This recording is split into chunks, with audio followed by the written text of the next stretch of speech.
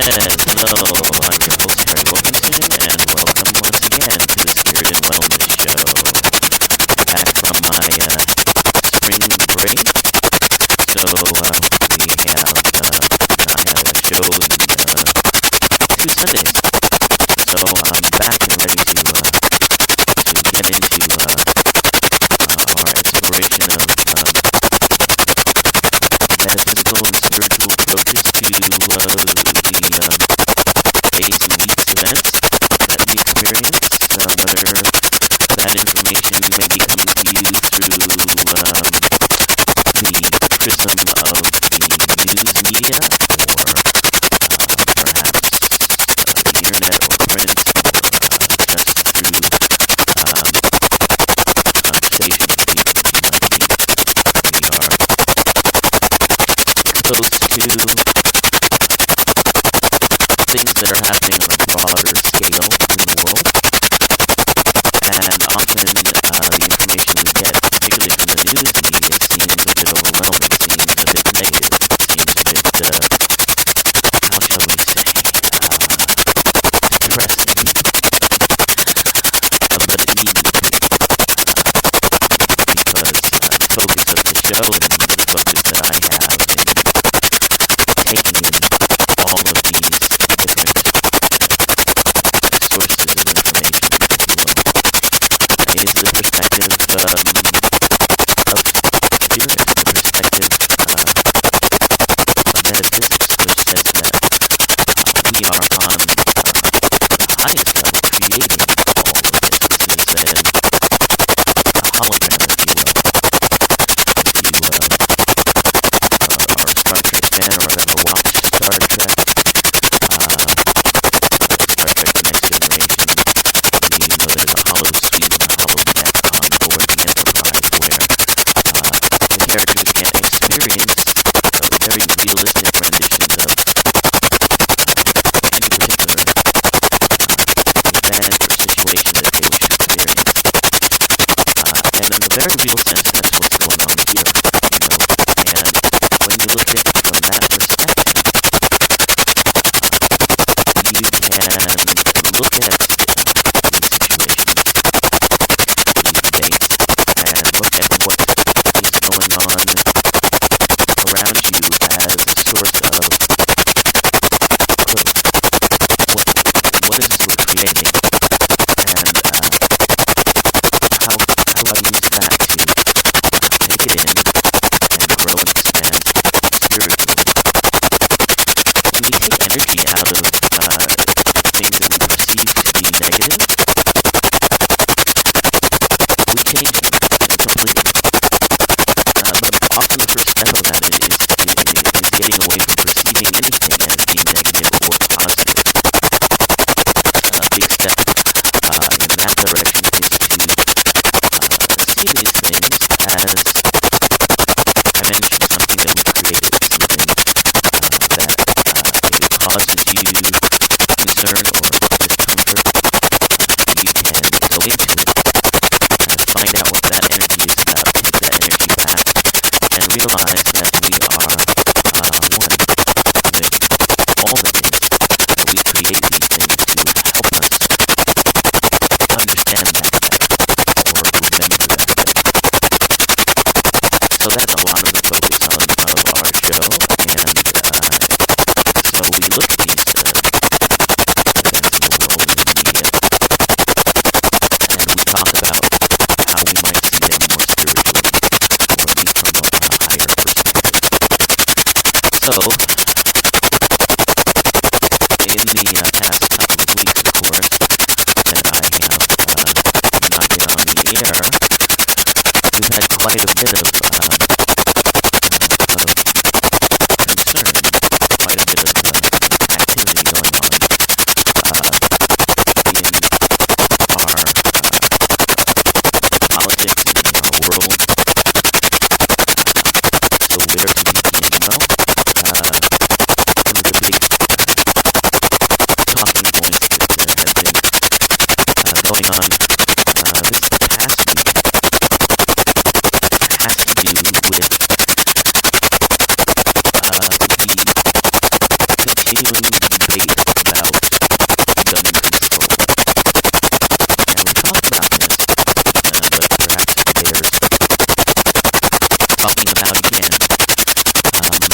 what the concern is now is that bills that have been designed to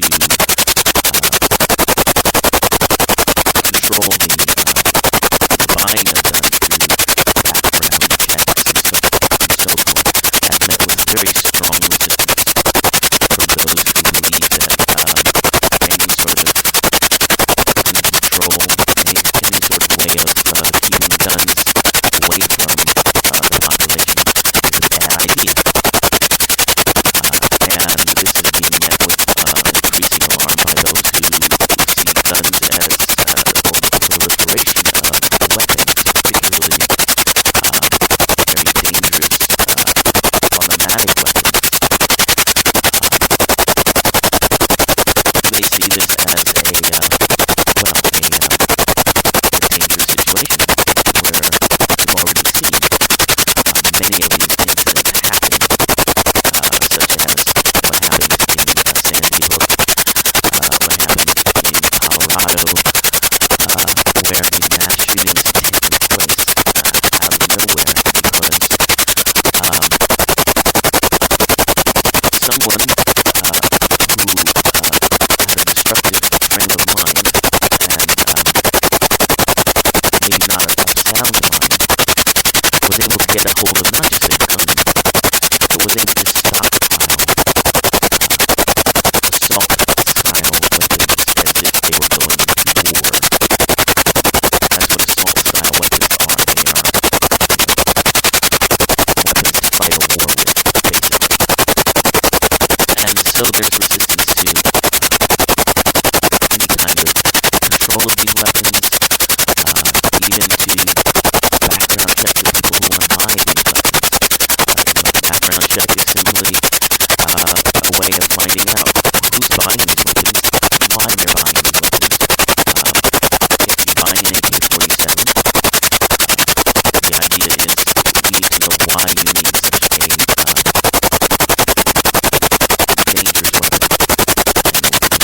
what is it that you do with that. AK-47s are large automatic weapons with a lot of firepower. They don't have time to reload frequently. And so any gun that's built like that is built mainly for large amounts of destruction. It's not something you're going to take when you're going to hunt deer. In other words, it's not something that you would need if you were concerned about protecting your family at home. It's something you would use if you thought you were going to be invaded by, an army sometime. So, this is the continuing debate, and, well, certainly, we've seen the heart of it, what happened in Connecticut, when all of those children lost their lives due to the actions of this one man. More details came out this week about the kinds of weapons he actually used, and the kinds of weapons that he chose not to use. He chose to use the assault-style weapons, these large, what we call magazines. That means that it has a lot of ammunition that you don't have to reload, just fire off very quickly. And many are saying this shows exactly what the problem is, and point to that as, a major reason, why these gun control measures need to be taken. And it's an interesting debate, and I have my side of the issue that I, support, but that's not what I'm here to talk about today. When we look at things from a spiritual perspective, we must really take sides. We're aware of what side we might be inclined towards, but we take a step back from that and we look at it from a higher perspective. So, first of all, and this is something that I talk about every time we have one of these terrible tragedies, and we've had, sadly, so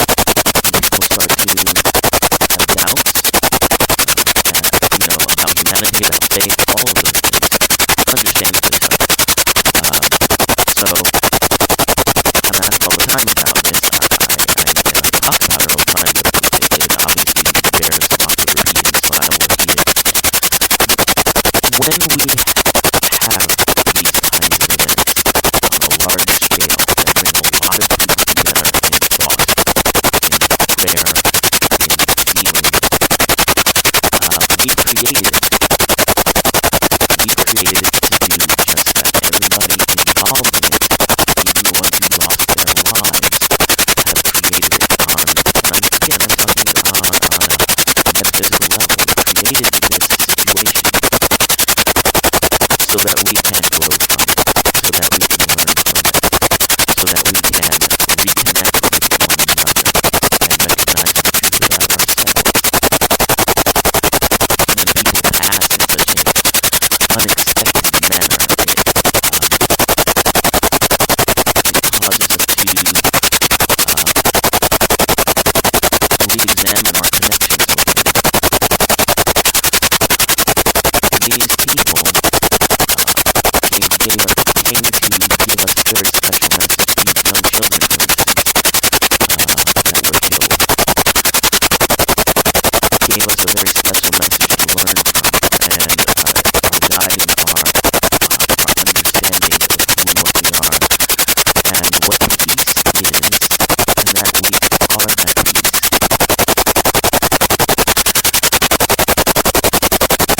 They're also helping us to understand what fear is, the illusion that fear is, the illusion that fear creates, and how pervasive it is,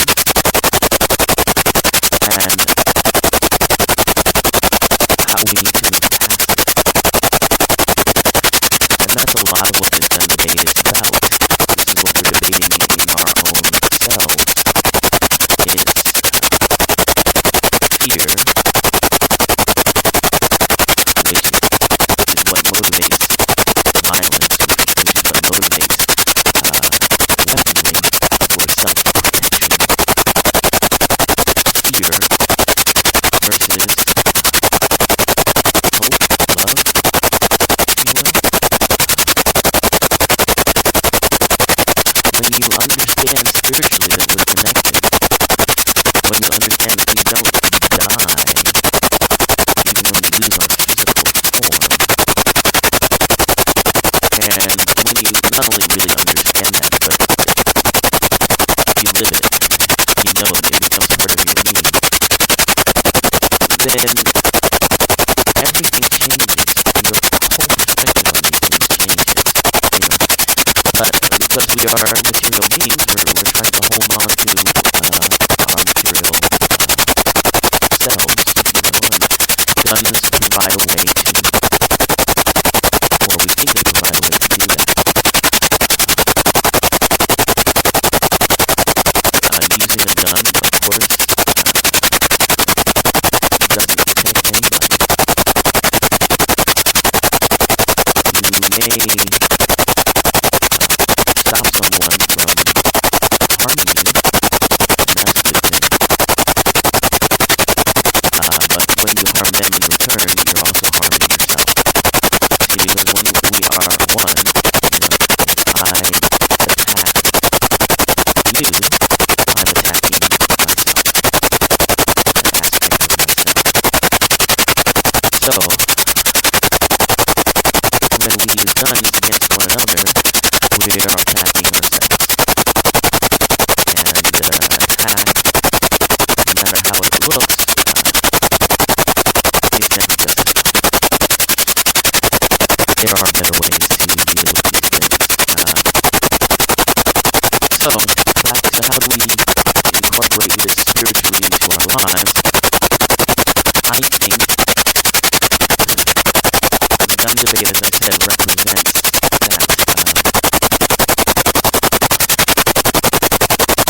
that sense of fear. And there's fear on both sides. There's fear that too many guns will lead to more death. There's fear that less access.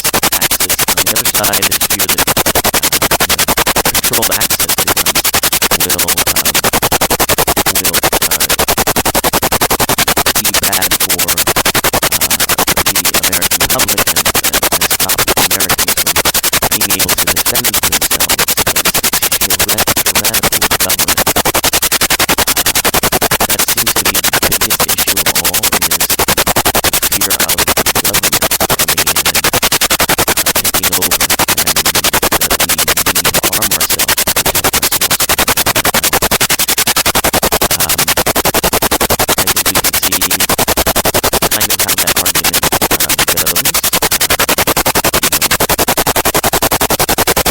same argument, to try to protect yourself from a home invader, you might move or hurt the home invader.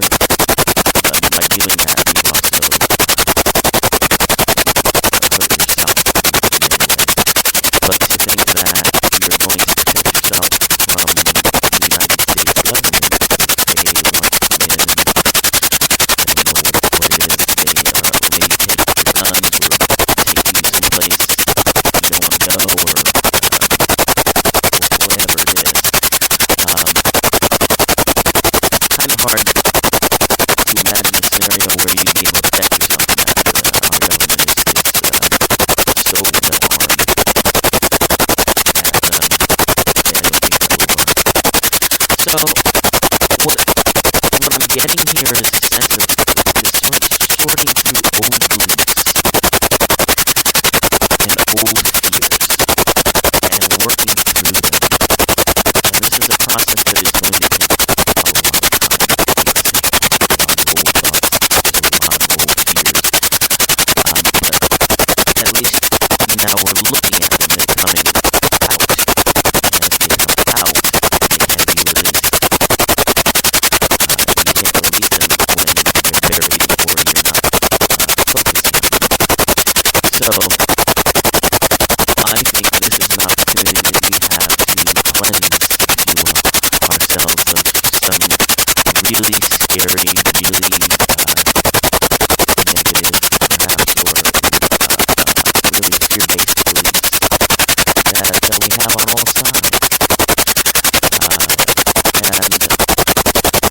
And once we clear ourselves of these things, we'll find that it's much easier to concentrate on how we deal with weapons and how we deal with each other having weapons. But so much has to be cleansed, and that's what I think is really spiritually going on right now, a cleansing process. And as I said, it's going to be a long one, who knows how long, but hopefully it will lead to some very positive changes in our world, in our personal lives, and in ourselves. Alright, well, another big topic, of course, that has been occupying a lot of time on the national scene and even the local scene is money,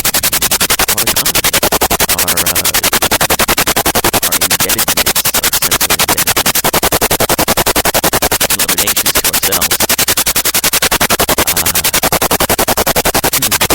Obviously, there have been real problems with creating a budget, and currently they are trying to reduce the budget deficit that we have in this country, and measures to raise taxes on the wealthiest Americans have had some sort of traction, but not very much. And the other side of it is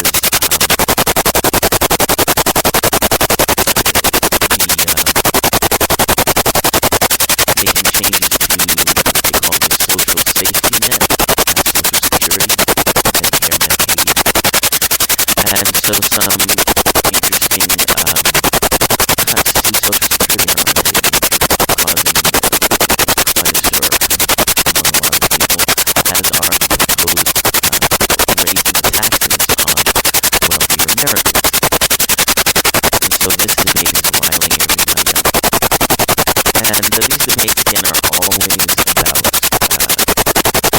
belief in scarcity, belief in separation. When you believe in separation, when you believe that what is good for me is good for me and not you, I have more, you have to have less at some point, which is what our economy is based on. When we live this illusion, we open ourselves to all kinds of things. Again, this is this process of reevaluating, relearning who we really are. And so I wanted to talk about it. I mentioned this book before, and I want to continue to talk about it. The book is called Sacred Economics, and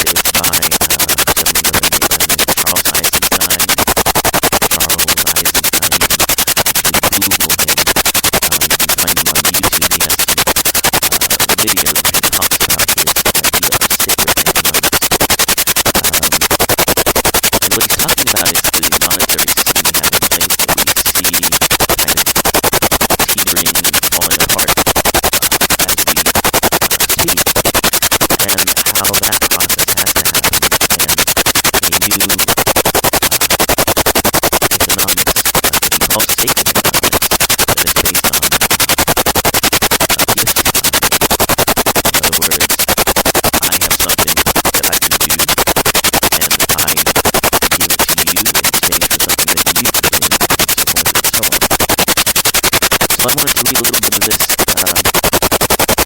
to get the ball rolling about talking about this, and I'd love to hear from anybody who has some comments about it. But what he says is, the money system we have today is the manifestation of scarce human housing that has dominated our civilization for centuries.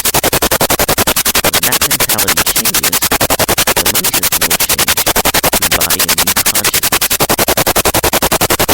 In our current money system, it is mathematically impossible for more than a minority of people to live in abundance, because the money creation process maintains systemic scarcity. One man's prosperity is another man's poverty. In other words, if you believe in the idea of scarcity so much, you've actually created the very powerful illusion that keeps it in play. So, what Eisenstein is talking about is, you may have heard of things like prosperity programming and those sorts of books that give you an idea that if you believe that prosperity is all around you, it must materialize. So he's talking about how this works and doesn't at the same time. So he says one of the principles of prosperity programming is to let go of the guilt stemming from the belief that you can only be wealthy if another is poor, that more will be left to you. And the problem is that under today's money system, it's true. More for me is less for you. The monetized realm grows at the expense of nature, culture, health, and spirit. The guilt we feel around money is quite justified. Certainly, we can create beautiful things or the organizations that live more positively. But if we aim to earn money with these goals in mind, on some level, we are robbing Peter to pay Paul. So in other words, we've created this sort of hologram of scarcity, and it's quite entrenched in our society. But there are ways to change that. He goes on to say, please understand here that I do not mean to deter you with opening to the flow of abundance. To the contrary, because when enough people do this, the money system will change and form a new belief. Today's money system rests on a foundation of separation. It is as much an effect as it is a cause of perception. We are discrete as separate objects, yet the universe is other. So we've created this thing, this money system, that makes us believe in separation out of our own belief in separation, and it's sort of a self-fulfilling prophecy, if you will.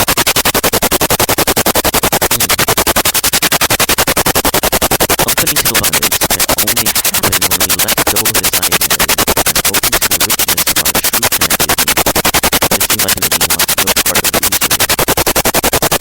Here's an extreme example that illustrates the flaw in prosperity programming indirectly in the present money system. Some years ago, a woman introduced me to a special organization she had joined called Gifting. Basically, the way it works is that first you gift $10,000 to the person who invites you, then you find more people who gift you $10,000, and you reach the magical value where you see gifting in concept of more and more people who each gift them with $10,000. Everyone ends up with a net of $30,000. The program literature explains this as a manifestation of universal abundance. All that's required is the right expansive action. Well, needless to say, we jumped at the opportunity. Just kidding. Instead, I asked the woman, well, aren't you just taking money from your friends? No, because they're going to end up needing $30,000 too, as long as it's legally done post-gifting. But they are going to make that money from their friends. Eventually, we're going to run out of people, and the last ones who join will lose $10,000. You're essentially taking it from them, stealing it, and using a language exchange to do so. You may be surprised to learn that I never heard from that woman again. Her indignation and denial mirror that of the beneficiaries of the money economy as a whole, which itself bears a structural similarity to her pyramid scheme. So, opening yourself up to the flow is the first step in actually recreating our economy. But it's not going to happen overnight, and it's not going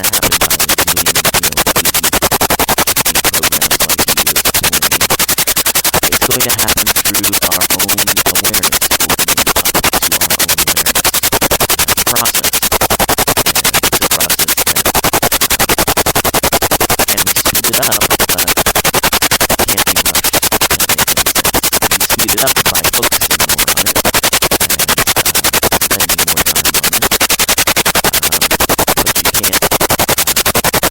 rush it because it has to unfold. Alright, so I love to talk about meditation and give meditation tips on this show, so I'm going to close out the show today with a interesting study from the UK, which shows that if you take a walk in green space, in other words in a forest or in nature, a simple walk in the park, is able to put you into a more meditative state. And a lot of people feel they have trouble getting into a meditative state, so this is a big plus for them. Simply go outside and walk in the park, you can take several steps towards that. UK researchers from Vermont University in Edinburgh found that the brain remains meditative state when you're in green space. Waking healthy adult them with mobile electroencephalography devices that track their emotions. The investigators directed the volunteers to take 25-minute walks through a busy city shopping street, then through a green space, and along a street in a busy business area. During these walks, the mobile electroencephalography tracked the volunteers' emotions, which ranged from frustrated to meditative, short-term and long-term excitement and engagement. Devices show that the meditative-like brain waves would most frequently when the volunteers were walking through green space, and that during this walk made them do less frustration. Well, it certainly makes sense, and certainly, I don't know about the science, but certainly anybody who's walked in the forest can feel some peace. There hasn't been a lot of science on it yet, so probably the jury's out on